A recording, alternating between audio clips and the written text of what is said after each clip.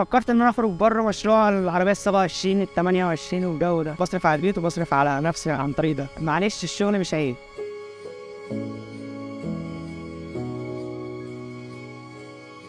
انا اسمي مصطفى، انا صاحب مشروع عربيه القهوه والمتنقله وكده، بس انا ثابت في المكان ده حاليا ما بتحركش لان انا لقيت رزقي هنا. انا المفروض ادخل السنه دي اولى كليه، بس انا مأجل الدراسه بتاعتي عشان خاطر اعمل حاجه اصرف بقى على نفسي، لان انا والدي مريض سرطان، فانا بصرف على البيت وبصرف على نفسي عن طريق ده. قبل ما اعمل العربيه دي كنت انا اصلا بشتغل في كافيهات، اصرف على نفسي، اصرف على بيتي، اصرف على دراستي، اصرف على اخواتي في تعليمهم وكده يعني. انا بعمل هنا مشاريب مثلا النوتس، الاوريو، السحلب، الهوت شوكليت، اللاتيه، الكابتشينو، النسكافيه، القهوه الفرنساوي. اشتغلت في كافيهات كتير بصراحه، وهي الحاجه اللي انا فاهمها فقلت ان انا اشتغل فيها. بقالي شهرين بالظبط هنا ولسه مكمل الحمد لله. انا باجي هنا الساعه 9 الصبح، بمشي من هنا الساعه 9 بالليل. دي اللي مخليني انا اخترت عربيه زي كده مثلا، ان انا قدرت استغل فيها حاجات كتير.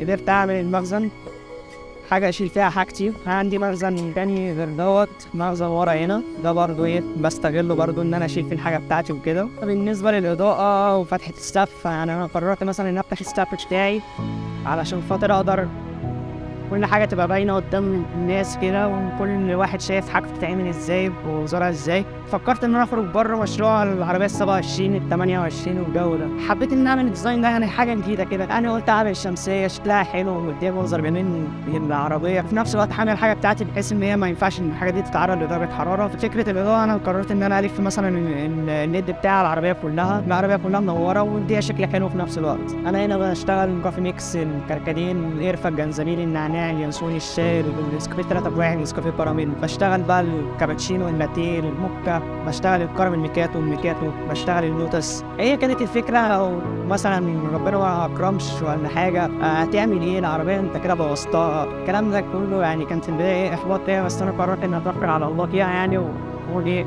تستاهل ربنا. فبعد ما الموضوع اشتغل والدنيا بقت حلوه، الناس بصراحه بقت يعني تقول ايه لا شكلها حلو، وانت كل شويه بتصمم فيها حاجه تانية اشيك وبتاع. يعني انا لسه مثلا مستني الصيف يجي بحيث ان انا استغل مثلا اعمل فيها شغل تاني، ادخل بقى المشاريب الايس بتاعتي. معلش الشغل مش عيب.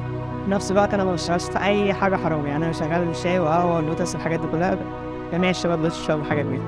مش شغال في اي حاجه حرام ان انا اتحرج منها. مكان حلو، في نفس الوقت الجست كويس، تعمل باسلوب كويس، اقدر اتعامل معاه بالطريقه اللي تريحني، وان في نفس الوقت مريحه هو، قادر اديله الكلمه اللي هو محتاجها.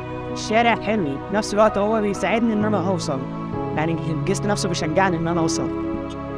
مش هقف في منطقه تانية يحبطوني، في ناس فعلا بتشجعني، وربنا يوفقك وان شاء الله تبقى حاجه كبيره. لو انا وصلت بالعربيه دي لاكبر كافيه عامه، فهي دي عامه دي سبب الرزق اللي انا فيه، فدي مش هتتقفل، دي موجوده معايا.